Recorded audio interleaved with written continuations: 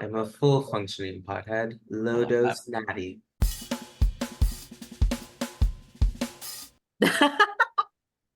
Jesus. Yeah. So you guys want to do that partial like Q&A today? Because we got some questions from Yeah, our listener Emily. yeah. So the first question is how to improve digestion during prep, Sorry. since there's like less food volumes, therefore less fully big poops, essentially. Poops. Mhm.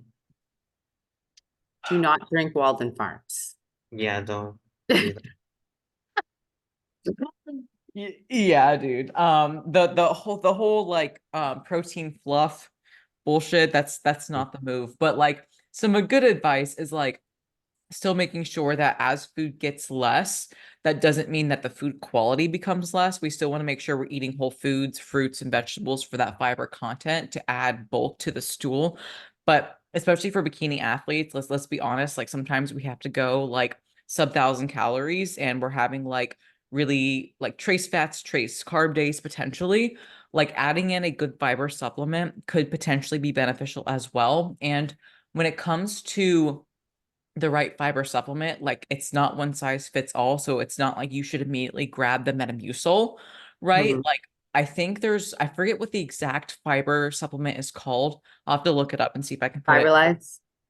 I don't think it's fiberlyzed because it has a specific ratio of soluble to insoluble fiber. So that way it mimics a more complete natural diet, but it's Mhm. definitely not fiberlyzed. But I have seen that one before. I'm just not familiar enough with it to I've recommend used, it because I don't know the ratio. yeah, I've used that a few times with athletes, and Josh likes it a lot too. Yeah. But the only thing with that too is you're still, I mean, regardless of it being fiber, if you're that like penny picking with carbohydrates, there's still like 10 carbs in it. You're having 50 carbs for a day, it matters. Yeah. Yeah, but to be honest, I think I'd rather have because it's not really that much carb in terms of like four Yeah. grams, it is a little bit less, but I definitely understand like what you're saying in terms of like if your digestion's so fucked up that that's impeding fat Agreed. loss, that's obviously its own issue. But I would definitely like want to have poops, especially every day, if at all possible, because that Mhm. way we're like still detoxing and shit. Agreed. But another thing with fiber is when your food volume gets really low, a lot of people like to pile on like the additional veggies, like the big salads and things, the raw vegetables, Oh to kind of yeah. bulk up their meal, and they'll add like cauliflower to their oats and things like that. And if you're overdoing the fiber, that can also impair your digestion. So you gotta suck up the hunger, I guess. Dude, I totally forgot about the whole like cauliflower oats or the Yeah. zucchini oats. Oof. You come on, like you cannot say that that actually tastes good, right? No. And I definitely think at least the cauliflower one in general, like when your stomach already is getting pretty sensitive just from the fact Yeah. of being in an extreme deficit for a prolonged period of time, even if your fiber isn't super high, that can be something that people are reactive to just Mm, because it's harder to digest in general. Yeah. yeah. Also, I did find the fiber supplement. It's called Triple Fiber from Renew Life. So it's a bit heavier on the insoluble fiber. And like I used it with one of my prep athletes just to help have BMs every day. And like 3 to 4 caps a meal can just help with the whole binding and moving things out of your GI tract. So found that. Good one. Yeah. Healthy Um, poops, healthy poops. and then I guess another thing that you can do when you do have less food volume, like satiety is important too. So when you switch from lower or higher carbs to lower, you can switch like your jasmine rice to potato, or like cream of rice to oats or something like that, a little bit more fiber rich, and Mhm. that will keep you satiated a little bit better too. Um, yeah, that's an important one too. Yeah. The biggest thing is like, again, sticking with whole foods because that will help with not only like vitamins and minerals, but also, again, like Meg said, satiety. Because Mhm. you're not as smart as you think you are, but your body is very smart. If you try to hack shit, your body's gonna pick up on that very, very quickly. And it's going to definitely like do its thing and auto-regulate. And if you try to like hack it with a bunch of like Laura mentioned, like Walden Farms or other like you know, sugar-free stuff where I'm not talking about using it like here and there. I mean, like that one time that Cameron Cheek had a prep athlete where she was making her oats with like the simple The syrup. syrup. Yeah, exactly. It's like, okay, like, you know, you can play devil's advocate all you want with like a little bit of sugar-free stuff here and there, but if you were like abusing the fuck out of it, it's like, let's have a talk about like, what are you really wanting out of this prep? Are you truly wanting to bring your best, or are you trying to like tout the line and see how much we can get away with? Because I'll be honest, when I'm in prep, it's you're just going to accept that you're doing a certain level of suffering because you were paying to do this, right? So, yeah, am I going to be drinking Diet Coke? Yeah, I drink Diet Coke in my off season. Will I make sure that I buy the caffeine-free Diet Coke so I'm not fucking burning out my adrenals? Also, yes, but at the same time, I also understand that this is a big privilege. Listen, I'll keep it real. I love my fucking Diet Coke. I just don't want to have like 80 milligrams of caffeine per beverage. But at the same time, I've also have accepted that when you're in prep and you're in the thick of it, there's going to be that you versus you that mentality where you just kind of have to suck it up, buttercup, and dig deep because that's where people want to cheat on their diet or fuck up or whatever. And then that's where you bring your best no matter what, and you kind of like propel forward. You know what I'm saying? Yeah. And honestly, guys, like we treat those sugar-free items as like a crutch kind of, but it actually can kick you in the ass because now your taste buds are all fucked up and now you're gonna crave the sugary foods and you're probably gonna eat more off plan than you would have if you didn't lean on those and like in the beginning. Hmm. And little things like gum, like sugar-free gum. I've heard of people eating little like packs a day. Yeah. That's crazy. How does your jaw not hurt doing I that? Oh, it does. Of course it does, right? Like it has to hurt because like you were just overusing your muscles of the jaw that you're not usually like, yeah, like I remember I abused the fuck out of gum, right? And it legit, like right here, you're just like you want to just like unhinge your jaw just to like give your muscles a fucking break. And Eric's like, dude, you're like going through gum. And I'm like, but I'm hungies. And it's like, well, be hungies because you're in prep and it's okay. But we're not sitting here acting like we've never fucked up. Oh, for Like sure. I have done the dumbest shit. Like I would take the I cannot believe it's not butter or whatever. Yeah, the spray. Yeah, I would not spray it. I would fucking dump it like it was like a marinade. I was like, ooh, yeah. It's That, calorie and free going in. That's right. that was so dumb. That was like my first year ever. And then the Walden Farms pancake syrup, of course. And then fucking hell, guys, my first prep, Tums.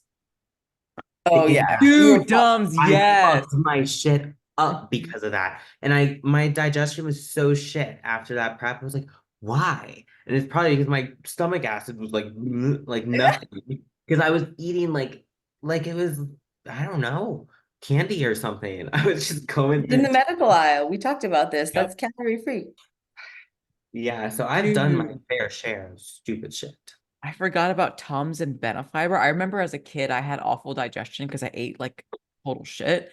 And I would remember because I was like trying to like be healthier. And I was like, well, my digestion's not good. So maybe I just need fiber. I remember eating like the Benefiber tabs. Like, bro, I probably could have consumed 12 a day of these like just tabs as a kid. I'm just like popping them like candy because I thought they were fucking candy. And then also at night, I would pop like 3 or 4 Tums, the mint ones, because for Mhm. me, it was like I literally treated it like a fucking grandma would put a mint in her mouth after dinner. I treated my fucking mint Tums like gams like after dinner treat. And I'm like, why does my digestion have so many fucking So fun. issues? But I did something like that. Actually, When I worked at Vitamin Shop, okay, not for very long, like 2 months, and then I quit on Black Friday because it was just Oh, so you stupid. bitch. I was like, well, she told me to go home, and I told her, okay, I quit. Because she didn't want me working. I was like, I could make so much money because we could make commission Oh, so you today. were upset that you weren't working Black Friday. Yeah. So then I quit. But anyway, we would have like samples, and one of the samples was like this vitamin C gummy that was like a little orange slice. I would just eat them Like whenever I was hungry, like walking around the store, like She's like, I would probably have like sample. 7 or 8 a shift Did you of shit vitamin during your C. shift? No, Meg eats I half of don't the know how. inventory and gets fired. You, Oh my God, I my feel like that would adrenals give me were the healthy, shit. supercharged on vitamin C. But- So we've done Jesus. our fair share of this, Ugh. for sure. Yeah. Yeah. So Whole Foods, watch your stress, Mm. stay hydrated, and then if needed, you can use either Fiberlize or Triple Renew Fiber just to again help with bulking and binding to keep things easy through. But usually like we see digestion going when stress is way too high, or also if you're an enhanced athlete and we're using maybe too many stims, like digestion either just might slow down or speed up too quickly. So really you just have to watch again your overall load of stress and then also how much you're asking on your central nervous system. Like that's a big thing as well. But don't OD on Benefiber tabs, Metamucil tabs, Tums tabs, or like Meg, the little orange slice vitamin C tabs. 0 out of 10 would not recommend. And another thing, you mentioned enhanced athletes and stims, but also taking too many orals can kind of blunt your appetite and fuck your digestion too. So consider the injectable to oral ratio. Yeah. And then, yeah, I Agreed. think orals in general, even if you're not taking too orals fuck many, me. yeah. I hate Anavar, man. Oh my God. I responded well to VAR, but at the same time, like I was so just in the clouds when I was on my first Anavar cycle that honestly it could have been shit for me, and I just didn't even notice. I'm enhanced. I never I've never touched the Annabelle, but I did use Winstrol. And I I think I was using it for maybe 3 weeks or so. And like I did start to like feel like my voice was changing an octave. And I was like, okay, well, we're done with that. Was it real Winstrol? Yeah. Yeah. I haven't heard good things about Winnie, to be honest with you. Like every female that has been on it, they're like, I don't like it. It makes me feel even more masculine. So I Oh, get like the you turn hard as research. nails all Yeah. like, overnight, hard as nails. So in a sense, it's like kind of cool. Yeah. But at the same time, like you viralized quick on that, and I was not. Nope. Yeah. She's like, nope. And we're done. Yeah. So checklist on show day. And the specific question wasn't just like having like your shoes and your number. It was more like the things that no one else talks about. So specifically checklists like the Shiwi or having like a little Dixie cup to pee in so you don't like piss all over yourself. Like the stuff that no one talks about or thinks of. For me, get a Dixie cup or a Shiwi and have an enema on standby because you want to poop before you step on stage. Like that is just like so mentally freeing. You feel better, you feel tighter. So have that enema on standby. Or the That I have booty never douche. done. Coffee usually does the trick Mhm. for Same. you listening out there, just in case they're. I don't know. I don't know if I would first time trying something new either the day before. So if you've never used one, maybe not. Just practice. Practice the booty douche. It's fine. It's not a big deal. Practicing ahead of time. Make sure it didn't go bad. That's right. I have like a little show day checklist in my, like, if you click the link in my bio, but seriously, if you click the link in my bio, I have a show day checklist. So if you're watching this, then follow me on Insta. You can get that. But I second the Shiwi/Dixie cup for sure. For sure. Also, baby wipes. I feel like not a lot of people bring baby wipes. That's important too. Yeah, baby wipes is a good one. It's a really And good I always forget about baby wipes. another one I feel like people don't usually do or know about is using baby powder. Baby powder. So take like a makeup brush and under your armpits so you're not sweaty and like feeling gross because you can't wear deodorant, it turns colors. Baby powder, no problem, takes care of that. I actually didn't know that. That's a good idea. Good one. Works really well. I knew like baby powder could be used like because I use baby powder when backpacking for my hair to do like dry shampoo. But I didn't know about the pit powder. Love that. Another one too is before, like right before going out on stage, to put like a little Vaseline on your finger and then put it on your teeth. So That's when you're smiling for so long, your lips, like your mouth doesn't dry out to get stuck as you're starting. Like if you're up there long enough, you'll know what I'm talking about. That your lips literally start sticking to your teeth because your mouth is so dry. Mhm. helps with I that did as that well. with ballet. That's how I knew that. Yeah. Just for performances. That is smart. Mhm.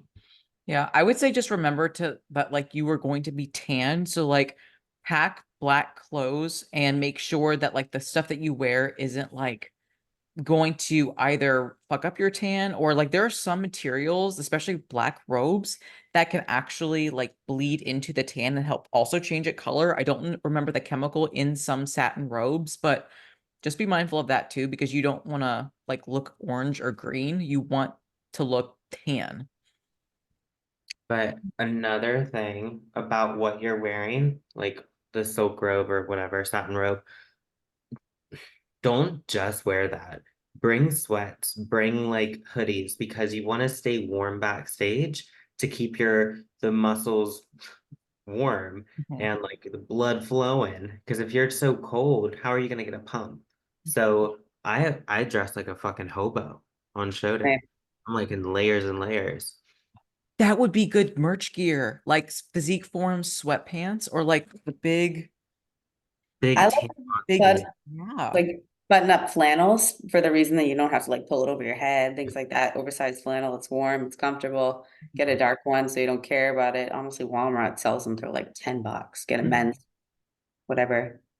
Yeah. I would say also dark sheets because the hotels will fucking charge you if you ruin their white sheets. So like I know there are some suit companies that sell like it's practically like a fucking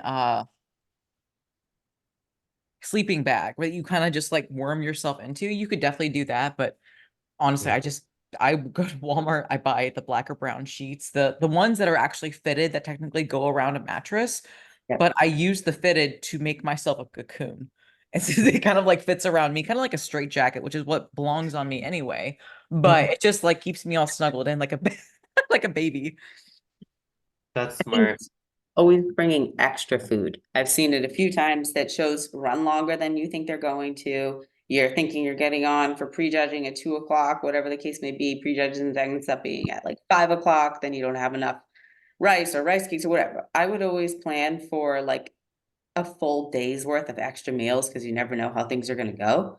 And then, bring things home and whatever, use them later, but never be in the reverse situation that you don't have enough.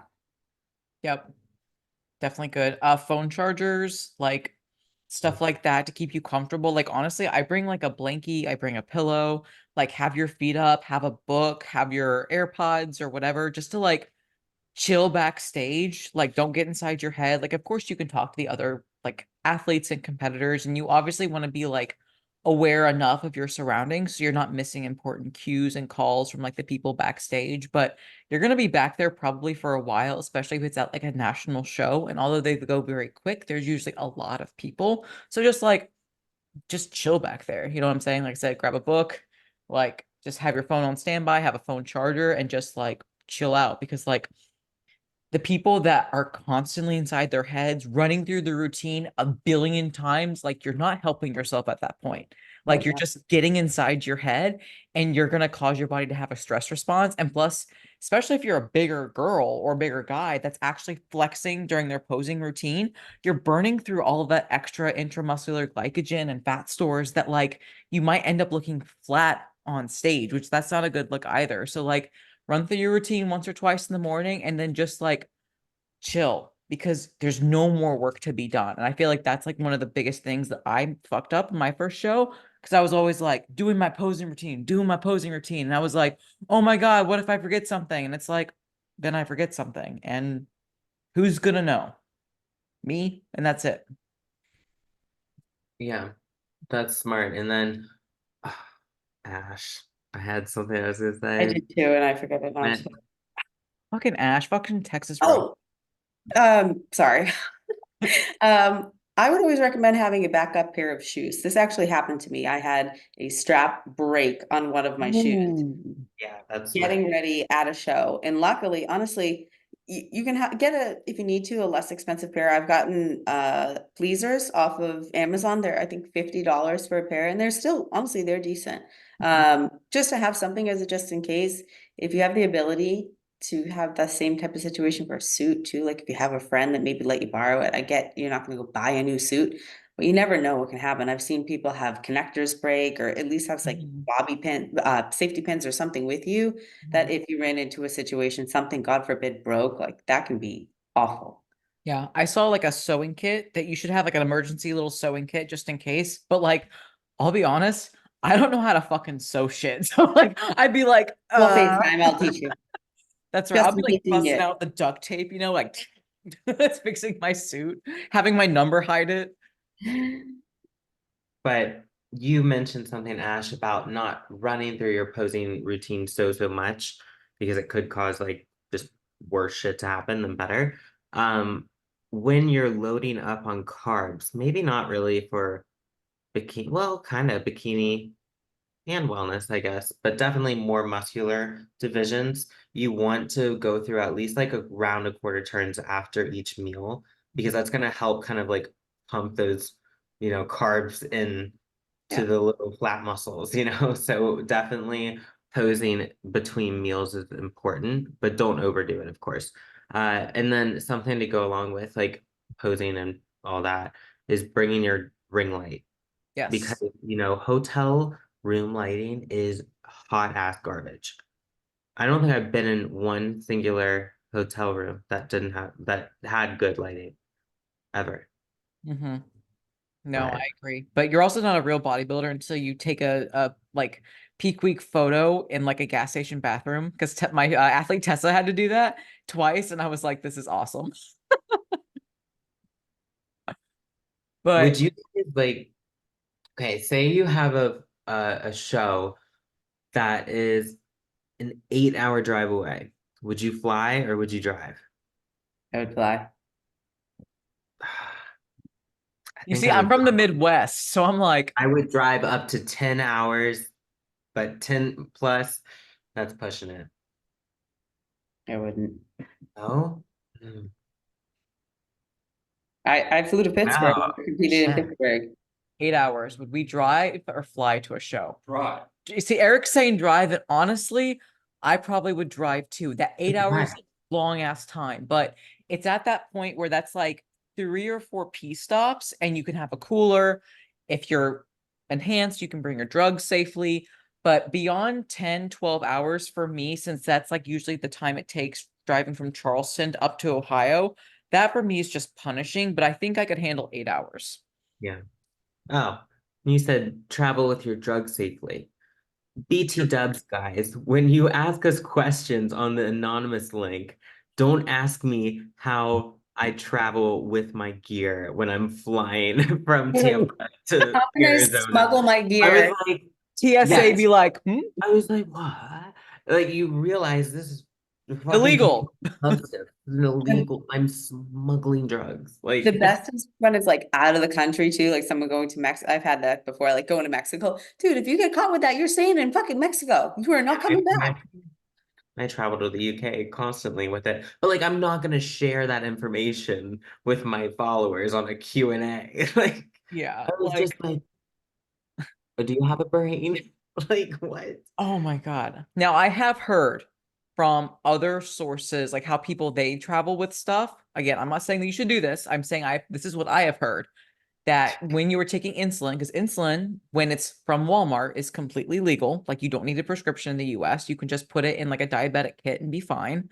I've heard some people put it in makeup bags. Some people put it in like, like the little toothbrush holders that like, yeah, like some people like put it in toothbrush holders. So like, yeah, like I'm trying to think like, listen, I use a fucking electric toothbrush. So there's nothing you hold, but like, let's say it's 1990 and you have like your little SpongeBob like branded like toothbrush that you dispose of. It goes in a little holder. So that's what I'm like mimicking here. So I'm fucking dating myself, but that's what I've heard that you can also do, but I'm not saying that you should do that. I'm not saying that you should be using illegal stuff. Just saying if you are, that you need to be smart about it and don't fucking broadcast that you're bringing shit when you have to go through TSA and customs, because that's not a good look for anyone. I was just about to say the hand gestures are great. Yeah, I'm not even high, guys. This is just me. Meg's the one that's high and Ash, Ash flying over high here over doing there. hand puppets. Fine. Exactly. Ew. What Love it. happened? we're not gonna have the little hearts flying when you're doing that. Yeah, like I think I have to like You think did it. Yeah. Nope, we tried. we tried. Prep goggles. This is like I had prep goggles so bad my first and only year competing because I did not because I picked a show. I picked a show and I got married to the show. I wasn't worried about necessarily bringing my best. I was worried about the show date. So I think that when you get into the weeds and you start to wear your prep goggles, things that can help you get rid of your prep goggles is to not pick a show. Make sure you bring your best physique and then pick the show. Like 2-3 weeks out, you're looking 2-3 weeks out, you're ready to dance, then pick your show. That can get rid of so much anxiety. If you are not trusting your coach or not trusting yourself, that's an issue. And I think that's usually where the biggest amount of self-doubt slash prep goggles comes in is you don't trust yourself, you don't trust your coach, or you're so hyper focused on a specific show date that you're getting yourself worked up and expending all this unnecessary energy, and it's fucking with your mind versus just checking off your boxes, literally trusting the process and just letting time pass. Yeah. Another big thing, progress photos. When you take your check-ins for your coach, do not nitpick it. Don't like, assess it as like you're the coach, send it, delete them if you want, or just send it, don't mess with it. That's on them to figure it out. Use your progress photos just as a tool for your coach. I find a lot of people over analyze their progress photos a lot on prep, especially like in that weird phase where you're like 6 to 8 weeks out and you're like, you're not fat, but you're like flat. And Yep. it's like this weird, just soft, you just look shit. You just look shit. And you have to just trust the process and trust your coach. So don't get in your head over that shit. For Here sure. to that. I think too, kind of like setting some like boundaries with yourself prior to going into prep and then discussing it, whether it's like your coach, your friends, loved one, spouse, whatever, that there's like, no, and I know that we've kind of touched upon this in other podcasts too, but like non-negotiables, especially if you're an enhanced athlete, of things that like you're not going to accept changing for your body, that you could later down the line regret just because you're in the like moment of heat trying to make decisions that you think are going to make you place better. A lot of times those type of decisions will hurt you more than anything. I think that having somebody else to like hold you accountable for those values is really important, because you do get to a point where you're like, I don't give a fuck, I'll do whatever it takes, let's go, like, and you'll look back at that when the show is over and real life resumes and wish that you didn't make those choices. Mhm. Yeah. And definitely do not adjust your dosages or cycle without telling your coach. Like, don't think, oh, he told me or she told me to take 15 milligrams of something, and then you bump it to 20 or 25. Don't do that. It's not going to help you. It's just going to kind of kick you in the ass for sure.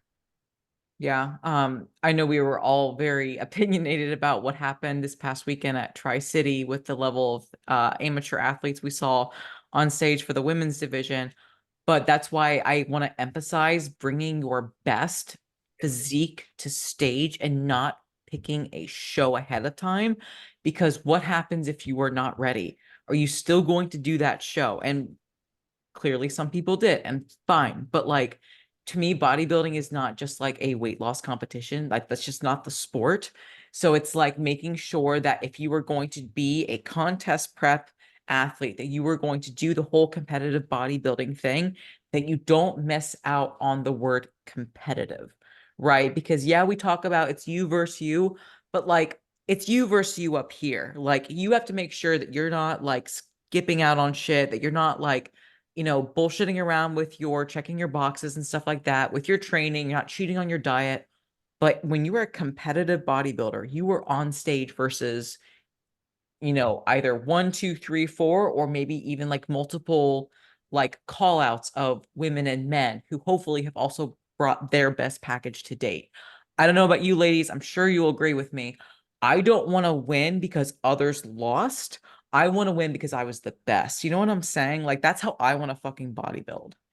Yeah, and there's something going around in the world of Instagram and bodybuilding that girls, more so like the genetic outlier competitors, get on and they talk about how your food shouldn't go below X amount of calories, or your cardio shouldn't go above X amount.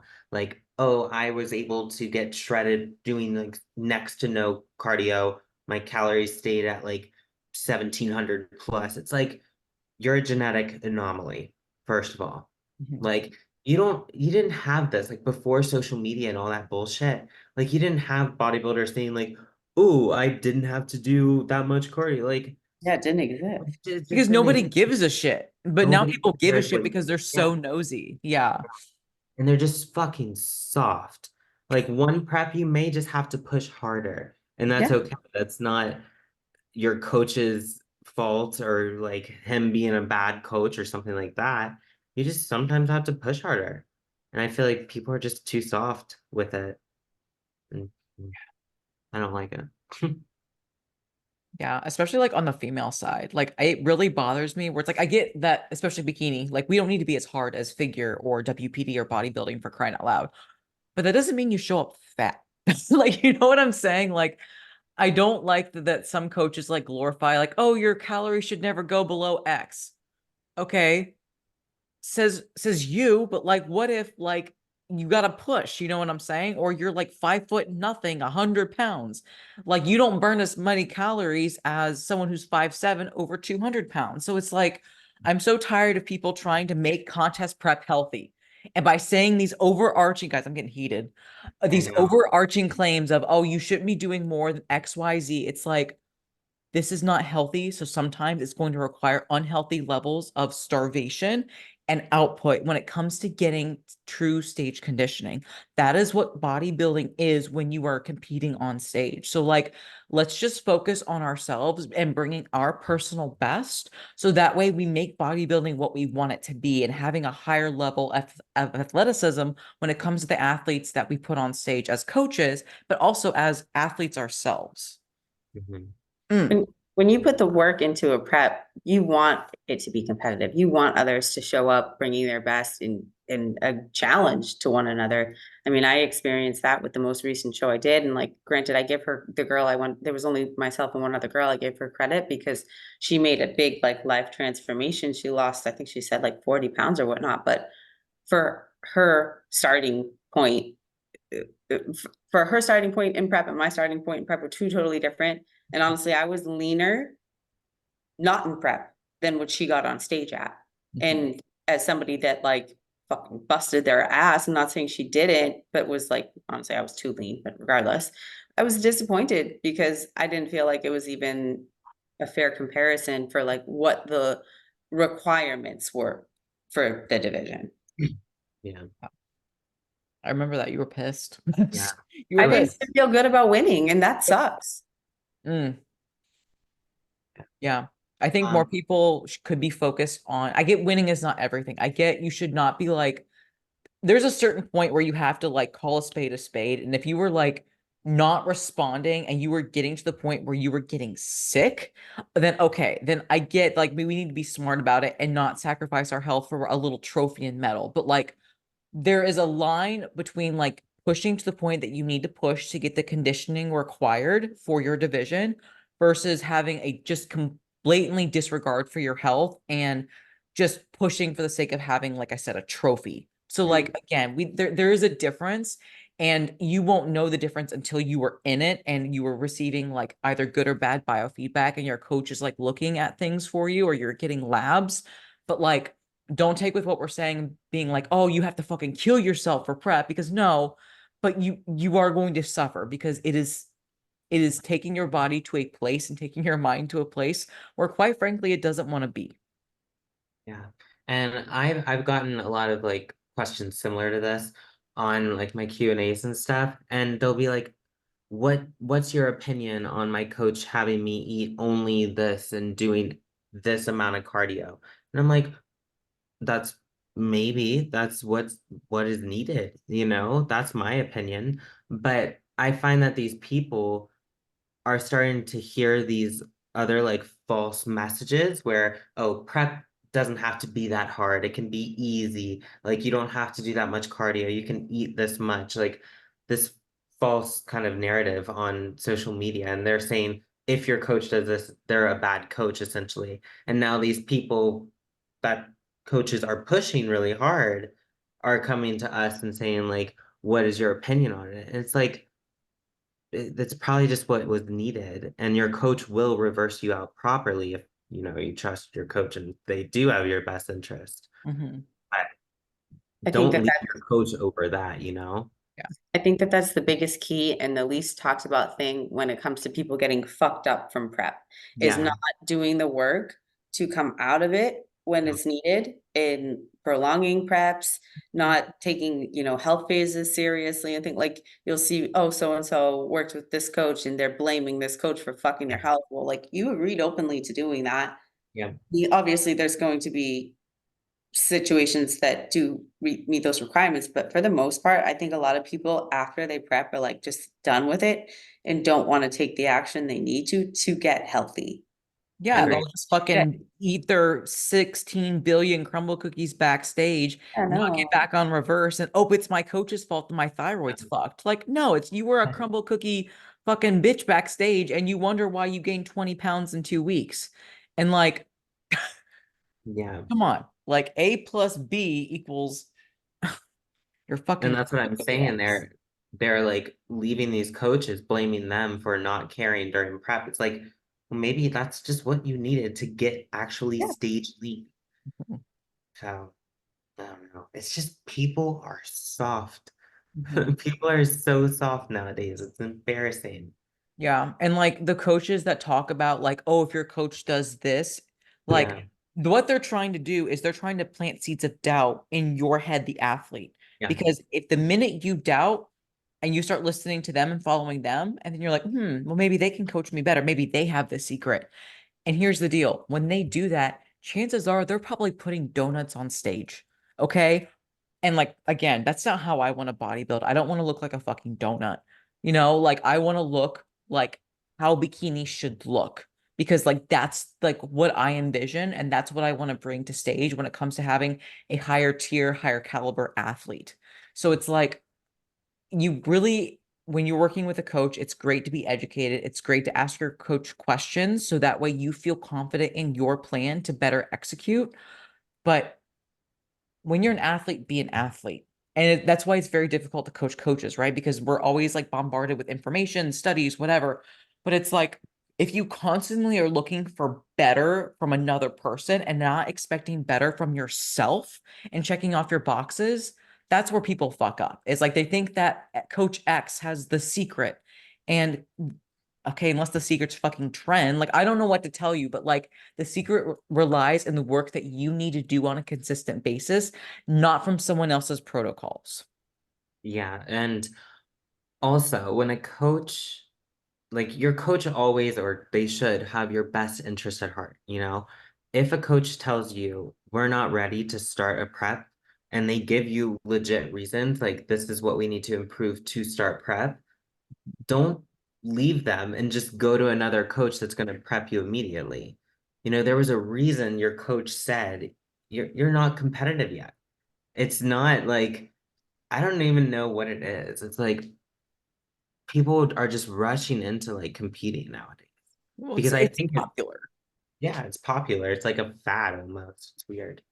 Yeah. You, you should Trend. always do your own research too. I think that Yeah. the biggest place we're seeing occur a lot more frequently. It's not so much the diet or the cardio that you're doing, it's the abusive PDs and knowing like what you're taking, what it's for, duration, dosing, all of the above. Like that is the type of thing that you need to be educated on and not just trust. Granted, you want to be able to trust your coach, but you should know what the fuck you're putting in your body, what you're doing, keeping track of how long you're doing things, everything cleanliness wise, the whole jazz. Like that is a huge responsibility as an athlete to take on and shouldn't be taken lightly.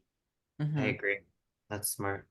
Yeah. And I also think like people are just so quick to want to use peds too because they think that's the secret. And like again, like that's because people don't know how these drugs work. They automatically think that using drugs that is the secret to what builds muscle. And it's like, no, like if we want to look at the foundation of what builds muscle, first, we got to be in the gym. We have to be training heavy and hard and taking things either till failure or like a few reps shy. We have to make sure that the activation of the muscles there, that we're not being a jackass and compensating, trying to do bicep curls, but look like we're fucking the air because we're just swinging the weights. Like, you know what I'm saying? Like, training has to be mastered.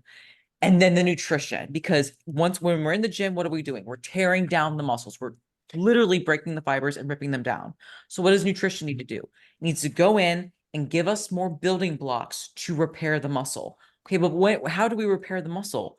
Proper recovery with rest days and sleep. So if your like foundation of sleep / recovery, nutrition, and training is not there, adding peds is just going to really fuck up your health. And yeah, you might look jacked for, the 12 to 24 weeks that you're on cycle, depending if you're male or female. You might look like a bad bitch, but the minute that you stop putting shit in your booty or popping your vitamin gummy Anavar, it's just going to, you're going to look like a marshmallow. So like, don't do that shit, because speaking from experience, I've done that shit. It's not worth it. It's not worth it at all. Yeah, and guys, come on now. When you go to a commercial gym, look the fuck around. There's probably a lot of guys who look like fucking soggy potatoes taking so much shit. So it's not the PDs, obviously, because normal average Joes take them without even knowing what the fuck they're doing, and they look like shit. So come on. It's not just because you take PEDs, Hate that shit. Speaking of, I saw like a needle like on the piece of it was on the treadmill at my gym. Like this was a really long time ago, but I was like, are y'all like using insulin on the treadmill? Like, what are you guys like? What the fuck? Like, Falls out of the bag. literally. But I was like, why are we leaving needles on the treadmill? Like, what are we doing, guys? I digress. That is uncomfortable.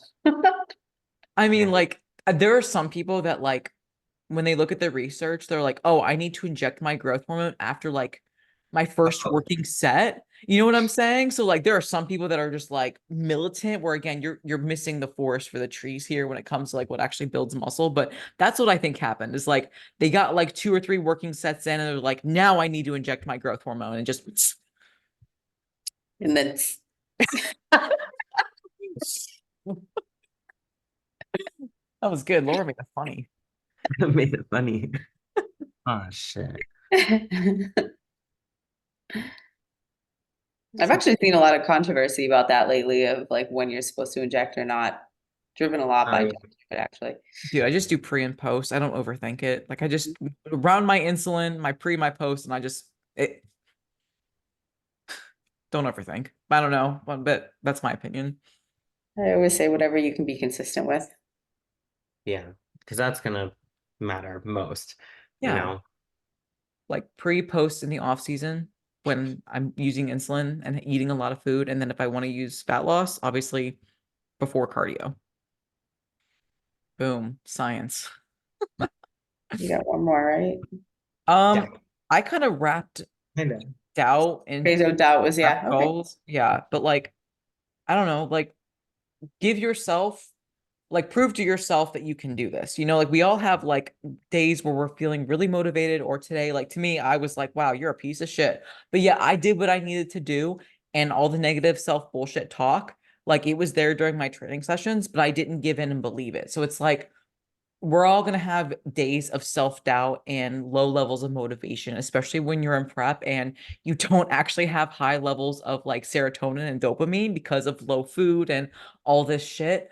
But it's like self-doubt is normal when you have goals that scare the shit out of you, and that's okay. But don't mistake feelings for facts and look at the data. Were you better than yesterday? Yes. Were you better than this time a year ago? Yes. If no, why? Don't get caught up in your feelings and your emotions and make a big decision based on your emotions. Feel the emotion first, and then try to look at things logically and make a game plan for success. Because I think that's usually where, like, especially bodybuilders and prep kind of fuck up, is they get so worked up in their emotions and make an irrational decision, and it ends up biting them in the ass later on. Yeah. I don't, I mean, I'm similar to you, I don't think self-doubt is inherently bad. I think it's needed in this sport because it's not easy. This is a hard ass sport. It's very subjective, Uh, but I would say, yeah, it's not a bad thing. Like use it to fuel your growth rather than hold you back. Because if you don't have any doubt at all, if you just think you're gonna go into every show and fucking sweep it, what's the fun in that? Hmm. Like you want that doubt to kind of fuel your whatever fire or whatever. But Yeah, like good I to don't be know. humble. Yeah. It's also Humble. a learning process too, the whole point, like, do your best, your personal best of what you can bring to stage, but like your whole point of getting on stage is to get feedback from the judges that are more educated in exactly what the criteria is than you are. So take your chance, roll the dice and find out, maybe you're in the right position for a category, maybe you aren't, maybe you need to bring out your glutes or whatever the case, and take that corrective criticism and apply it. Mhm. Mhm. Yeah. And Oh, go I ahead. mean, I was just saying, like, I feel like there's maybe a time in your career when you're like top dog status that you can have that like super not cocky, but like kind of like Nick Walker. He always posts like about the New York Pride, like he's just gonna win. There's Mhm. no ifs, ands, or buts, So I guess there is a point in your career where you can get there, but in the beginning, when you're growing and stuff, like it's okay to have some doubt. Mhm. Also, You don't can't like lose. blow your head up after a win. Yeah. I think there needs to be a balance between like mom and dad philosophy. So let's actually go with the Nick Walker analogy. The Nick Mhm. Walker energy is total dad energy, right? It's total like we're gonna not daddy. I'm not talking about daddy energy. So I mean like dad energy, like I don't know. like I but it's total dad energy where it's like you're giving 100%, you're gonna It's both. fucking win. Right. But then there's Derek Lunsford energy, which is more like mom energy, being like, hey, I'm just gonna do my best. Like, do your best, sweetie. And it's like, okay, well, they're both very successful. Like Derek he's won 2 Olympia titles, 212 and Mr. Olympia, correct? Yeah. So Yeah, like, yeah. and he's very, very humble about it though. Like, yeah, he like has moments on his YouTube where he's like, a little like arrogant and cocky, but So like funny. yeah, but he's being funny, but like he's a very humble, down to earth guy. Like I know he's very religious. So it's like you can be successful and have both different types of energy. And I think it's really important, especially when you're an amateur, hi, hello, to have both balance of that. Because yes, you need to do your best, but you also need to make sure that you don't just do your best, sweetie, and get soft because you need that dad energy too to be like, you need to give 110%. That's my 2 cents. Yeah, I like that. Good little balance. Little yin and yang, little mommy daddy energy. Yeah, but like the same time, like I have doubt, I have self-doubt, and it's not fueled from like the hate comments that I get sometimes on like how I don't fit into wellness and all that, and I should do WPD and whatever. It's not fueled from that. It's just fueled from, this is a new fucking category for me. Never done it before. Of course, I'm gonna have a little bit of doubt in myself, but I'm using that to really push myself until we pull the trigger on prep. Um, but at the same breath, like I'm confident enough in my abilities as an athlete to get to the Olympia next year. And like I will say that without a doubt in my mind, but I still do have doubt, of the process to get there. So I think there's good and bad with it for sure. I like that. I think that's important is you have the confidence in your own abilities, but the self-doubt isn't necessarily from your own abilities. It's you can bring your best, but when it's competitive bodybuilding, you can't control who shows up. You can't control the other wellness athletes. So that's where you have to develop and balance that, like I said, mom, dad energy, where it's like, be confident in your ability to execute your plan, to work as a team with your coach. And whatever the outcome is, you accept it knowing that you gave your best, but you cannot control the other athletes that are on stage. And hopefully, if they did bodybuilding correctly, which I don't like saying that, but hopefully, if they did their best and brought their best package to stage and were competitive and you beat them, you can, secure that W and feel good about it. Because again, you don't want to win because everyone else lost. You want to win because you were the best. Mhm. Mm. Can I get your guys' opinion? Yes. Okay, so circling it back to Tri-City, fucking god awful of an NPC show, first of all. The IFBB, fucking Meg sweeped it, amazing, looked phenomenal. But anyway, embarrassing for amateurs. What do you think about if there's a class of just two competitors, say wellness, they're both out of shape? Why, like, do you think it's okay to award both like out No, of shape competitor? I feel like there should no. be like if you didn't fit the criteria, you don't get a That was place. exactly what happened. Same thing, because there was only two of us. She's a Yeah. national level qualified competitor and she still had 50 pounds to lose. It is, I don't envy the judges, right? Because like their job is to literally, I almost said coach who shows up, is to judge who shows up. So it's like that's where, since I'm not a judge and I'm not a show promoter, it's like, well, how can I make this situation less of a dumpster fire? Okay, what am I? I'm an athlete. I'm also a coach. So, as an athlete and a coach, as an athlete's perspective, I will come in shape to bring my best. And if that means I can't do this show, I have to wait another few weeks or whatever to bring my best at this next show. That's what I'm going to do as an athlete. Okay. As a coach, it means I will do the same for my athletes because I am not the coach. I don't want to put donuts on stage. I don't want to put crumble cookie competitors on stage.